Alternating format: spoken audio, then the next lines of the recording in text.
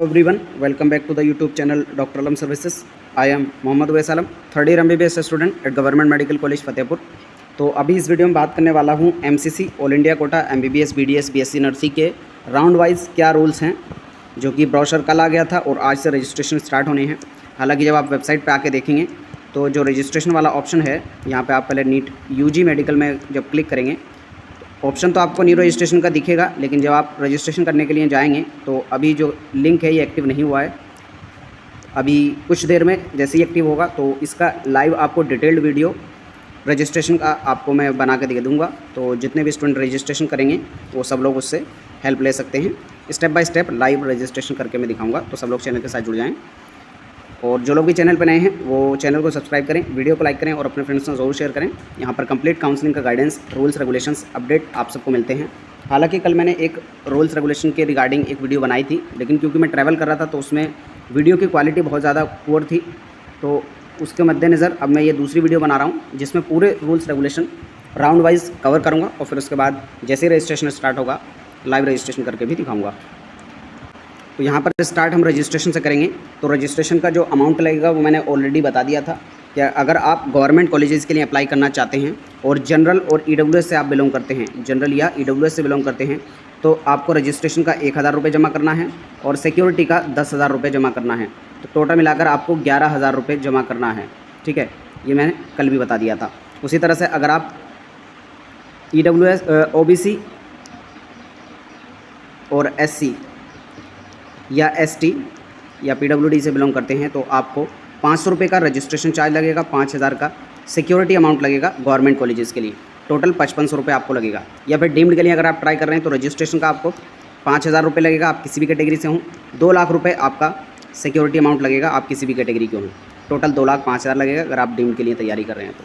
ठीक है, अब उसके बाद जब रजिस्ट्रेशन करेंगे तो उसके लिए यहाँ पर कुछ बेसिक इन्फॉर्मेशन दी गई हैं, जिसमें बोला गया है कि आप सबसे पहले अपना ईमेल एड्रेस और मोबाइल नंबर जो है वही यूज़ करेंगे जो आपने जो नीट का एप्लीकेशन NTA की वेबसाइट पर भरा था, वही सेम आपको यूज़ करना है, ईमेल एड्रेस भी और मोबाइल नंबर भी, क्योंकि जो भी इन्फॉर्मेशन और कम्युनिकेशन है आपको उसी SMS के थ्रू होगा, ईमेल और मोबाइल नंबर के थ्रू। ठीक है, तो आपको वही रजिस्टर्ड मोबाइल नंबर और ईमेल एड्रेस यूज़ करना है। आपको एक अच्छा लैपटॉप या कंप्यूटर जो अच्छा नेट यूज़ करता हो उसमें आपको जो है करना है, अपना फॉर्म भरना है और लेटेस्ट आपका वर्जन होना चाहिए ताकि आपको कोई भी दिक्कत रजिस्ट्रेशन या चॉइस फिलिंग प्रोसेस में ना हो। जितने भी स्टूडेंट नीट क्वालिफाइड हैं वही यहाँ पर पार्टिसिपेट कर सकते हैं। यानी अगर आप जनरल EWS से हैं तो 162 या उससे ज़्यादा मार्क्स होने चाहिए, और अगर कैटेगरी से हैं तो 127 या उससे ज़्यादा मार्क्स होने चाहिए आपको पार्टिसिपेट करने के लिए। बाकी जो कॉलेज मिलना है वो आपकी रैंक के अकॉर्डिंग होगा। फिर उसके बाद आपको जो है रजिस्ट्रेशन के टाइम पे OTP जो है आपके रजिस्टर्ड मोबाइल नंबर पे आएगा। अगर उसमें नहीं आता है तो आप सेंडेस ऐप को डाउनलोड कर सकते हैं। बाकी रजिस्ट्रेशन जैसे स्टार्ट होगा आपको लाइव में करके बता दूंगा। और ये मैंडेटरी है, जितने भी स्टूडेंट एडमिशन लेना चाहते हैं उनको कॉलेज अलॉट आता है तो उस कॉलेज में जाके फिजिकली डॉक्यूमेंट का वेरिफिकेशन करा के एडमिशन लेना होगा, तभी एडमिशन जो है कंप्लीट माना जाएगा, अदरवाइज़ माना नहीं जाएगा।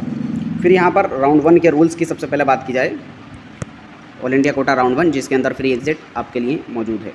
तो जितने भी all India quota central universities, central institute, AIIMS, JIPMER, deemed university, AMU, BHU, BSc nursing, इन सभी के एडमिशन के लिए आपको सबसे पहले मेन काउंसलिंग वेबसाइट पर रजिस्ट्रेशन करना है। फिर उसके बाद नॉन रिफंडेबल फ़ी यानी रजिस्ट्रेशन अमाउंट को भरना है जो अभी मैंने बताया था, और फिर सिक्योरिटी अमाउंट जो कि रिफंडेबल है वो आपको भरना है।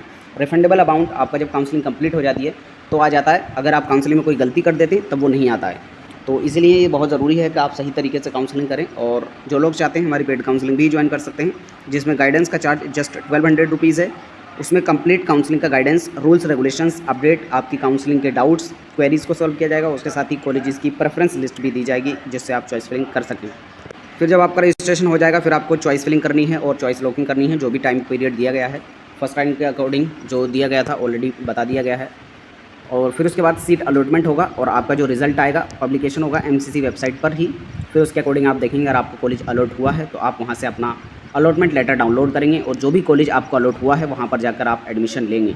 ठीक है, और कुछ स्टूडेंट ऐसे होंगे जो फर्स्ट राउंड के कॉलेज से संतुष्ट नहीं है तो वो एडमिशन ना लें, उनके लिए फ्री एग्जिट का ऑप्शन है, आपकी सिक्योरिटी अमाउंट बचा रहेगा। फ्री एग्जिट के लिए कुछ अलग से फॉर्म वगैरह कुछ नहीं भरना है, सिर्फ आपको जो कॉलेज अलॉट हुआ है वहाँ जाकर आप एडमिशन नहीं लेंगे तो वो आपका फ्री एग्जिट माना जाएगा। कुछ स्टूडेंट ऐसे होंगे जो अपग्रेडेशन के लिए जाना चाहते हैं, तो जो स्टूडेंट अपग्रेड करना चाहते हैं वो जो फर्स्ट राउंड का कॉलेज है वहाँ पर कॉलेज वालों से कहेंगे कि हम अपग्रेडेशन में जाना चाहते हैं, एक सेपरेट फॉर्म वहाँ पर कॉलेज में भरेंगे अपग्रेडेशन के लिए, और वहाँ से वो आपको जो है NOC यानी नो ऑब्जेक्शन सर्टिफिकेट आपको प्रोवाइड कर देंगे, NOC जिसको कहा जाता है। फिर इसके बेस पर आप जो है राउंड 2 में चॉइस फिलिंग कर सकते हैं, यानी राउंड 2 में पार्टिसिपेट कर सकते हैं। If candidate is not allotted a seat he can participate in the round 2 without fresh registration. अगर आपको फर्स्ट राउंड में कॉलेज नहीं मिलता है, ऑलरेडी आप रजिस्ट्रेशन और फी पेमेंट कर चुके हैं, तो आपको दोबारा से फी पेमेंट या रजिस्ट्रेशन करने की ज़रूरत नहीं है, डायरेक्टली आप जो है काउंसलिंग कर सकते हैं राउंड 2 की। फिर उसके बाद राउंड 2 स्टार्ट होगा। ऑलरेडी राउंड 2 का भी शेड्यूल आ चुका है, आपने देख लिया होगा। तो इसमें कौन कौन पार्टिसिपेट करेगा? वो स्टूडेंट जिन्होंने फर्स्ट राउंड में रजिस्ट्रेशन नहीं किया था वो रजिस्ट्रेशन कर सकते हैं, पहली चीज़। ऐसे स्टूडेंट जिनको फर्स्ट राउंड में कॉलेज मिला और उन्होंने फ्री एग्जिट कर दिया था, वो डायरेक्टली राउंड 2 में चॉइस फिलिंग करेंगे, रजिस्ट्रेशन करने की ज़रूरत नहीं है। और जितने भी स्टूडेंट ने फर्स्ट राउंड में कॉलेज ले लिया था और अपग्रेडेशन में गए थे, वो भी यहाँ पर डायरेक्टली चॉइस फिलिंग करेंगे। आप अपनी चॉइस फिलिंग करेंगे, आपको कोई भी फीस पेमेंट करने की ज़रूरत नहीं है। सेकेंड राउंड में सिर्फ उन्हीं को पेमेंट करना है जिन्होंने पहले रजिस्ट्रेशन नहीं किया था। फिर उसके बाद आपका जो है सीट प्रोसेस होगा, अलॉटमेंट, और उसके बाद आपका जो है रिजल्ट MCC की वेबसाइट पे आएगा। फिर सेम चीज़ जैसे फर्स्ट राउंड में हुआ था, यानी आपको जो है कॉलेज मिलेगा। उसके बाद 2 सिनेरियो बनते हैं। पहला, आपने कॉलेज मिला और आपने जाकर एडमिशन ले लिया। अब एडमिशन लेने के बाद या तो आप अपग्रेडेशन के लिए विलिंगनेस फॉर अपग्रेडेशन भर सकते हैं, यानी अगर थर्ड राउंड में पार्टिसिपेट करना चाहते हैं तो आप विलिंगनेस फॉर अपग्रेडेशन भरेंगे। उसके बाद आप नेक्स्ट कॉलेज में अपग्रेड कर सकते हैं, या फिर आप उसी कॉलेज के साथ संतुष्ट हैं तो उसी कॉलेज में पढ़ाई कर सकते हैं। दूसरा ऐसा केस होगा कि आपको कॉलेज मिला नहीं, तो उस केस में क्या होगा, आप डायरेक्टली थर्ड राउंड में पार्टिसिपेट कर सकते हैं अगर आपको सेकेंड राउंड में भी कॉलेज नहीं मिला है तो। या फिर ऐसा केस हो सकता है आपको सेकेंड राउंड में कॉलेज मिला और आपने एडमिशन नहीं लिया। ऐसे केस में आपने अगर जो कॉलेज मिला है उसमें एडमिशन नहीं लिया तो आपकी जो सिक्योरिटी अमाउंट है वो जब्त हो जाएगी। The candidate who have been allotted seat in round 2 but not join the allotted seat will get their security deposit forfeited, यानी उनकी सिक्योरिटी जब्त कर ली जाएगी। ठीक है। और जितने भी स्टूडेंट को फर्स्ट राउंड से यहाँ अपग्रेड होकर सेकेंड राउंड में कॉलेज मिला था, उनको फर्स्ट राउंड के कॉलेज से रिलीविंग लेटर लेना होगा। रिलीविंग लेटर कैसे लेंगे? जो ऑनलाइन MCC का पोर्टल है वहाँ से ही आप जनरेट कर सकते हैं, कॉलेज में जाने की ज़रूरत नहीं है। रिलीविंग लेटर वहाँ से लेकर और डायरेक्टली आप राउंड 2 के कॉलेज में एडमिशन ले लेंगे। Candidate getting upgraded in the round 2 shall not have any claim in the round 1 seat, यानी जो राउंड 2 में आपको सीट मिली होगी तो उसके बेस पर आप जो है पुरानी सीट पर कोई भी क्लेम नहीं कर सकते, आपको नई सीट पर ही जाकर एडमिशन लेना होगा। If a candidate freshly registered in round 2 is not allotted a seat, he और she can participate in the round 3 directly without fresh registration. यानी अगर आपको सेकेंड राउंड तक भी कोई सीट नहीं मिली थी और आप डायरेक्टली थर्ड राउंड में पार्टिसिपेट कर सकते हैं। तो थर्ड राउंड में कौन कौन पार्टिसिपेट करेगा? ऐसे स्टूडेंट जिन्होंने अभी तक रजिस्ट्रेशन नहीं किया वो रजिस्ट्रेशन करेंगे और अपना फ़ी पेमेंट करेंगे। दूसरे वो स्टूडेंट जिनको सेकेंड राउंड तक कोई भी कॉलेज नहीं मिला है वो डायरेक्टली ऑलरेडी रजिस्ट्रेशन अगर कर चुके थे तो डायरेक्टली फ्रेश जो है चॉइस फिलिंग करेंगे। या फिर ऐसे स्टूडेंट जिन्होंने सेकेंड राउंड में कॉलेज ले लिया, एडमिशन ले लिया और अपग्रेड करना चाहते हैं तो वो भी डायरेक्टली क्या करेंगे? चॉइस फिलिंग करेंगे। या फिर ऐसे स्टूडेंट जिन्होंने सेकेंड राउंड में कॉलेज मिला था लेकिन एडमिशन नहीं लिया, यानी उनकी सिक्योरिटी जब्त हो चुकी है, तो वो दोबारा से सिक्योरिटी अमाउंट जमा करेंगे और फिर चॉइस फिलिंग करेंगे थर्ड राउंड की। ठीक है। फिर उस तरह से यहाँ पर रिजल्ट आएगा थर्ड राउंड का, फिर आप जो है अपना अलॉटमेंट लेटर लेंगे, थर्ड राउंड के कॉलेज में जाकर एडमिशन लेंगे। अब यहाँ पर इंपॉर्टेंट चीज़ ये आ जाती है, थर्ड राउंड में जो भी कॉलेज मिला है उसमें आपको जाकर एडमिशन लेना ही है।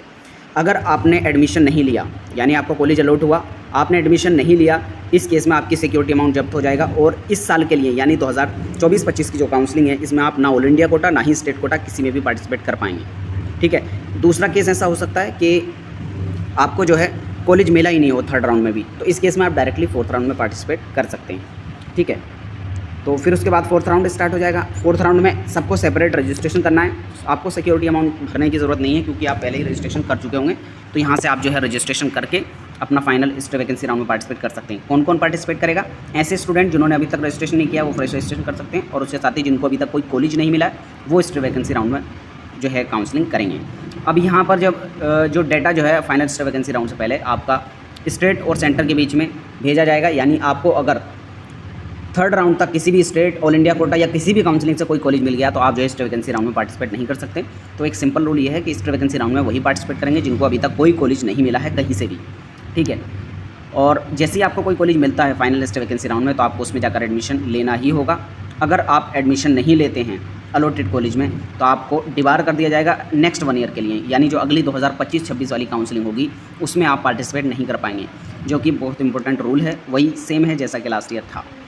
तो ये राउंड वाइज पूरे रूल्स हो गए। अब जैसे रजिस्ट्रेशन स्टार्ट होगा आपको लाइव रजिस्ट्रेशन करके मैं दिखा दूंगा। इसके अलावा कोई क्वेरी बचती है आप नीचे कमेंट बॉक्स में बता सकते हैं। Thank you.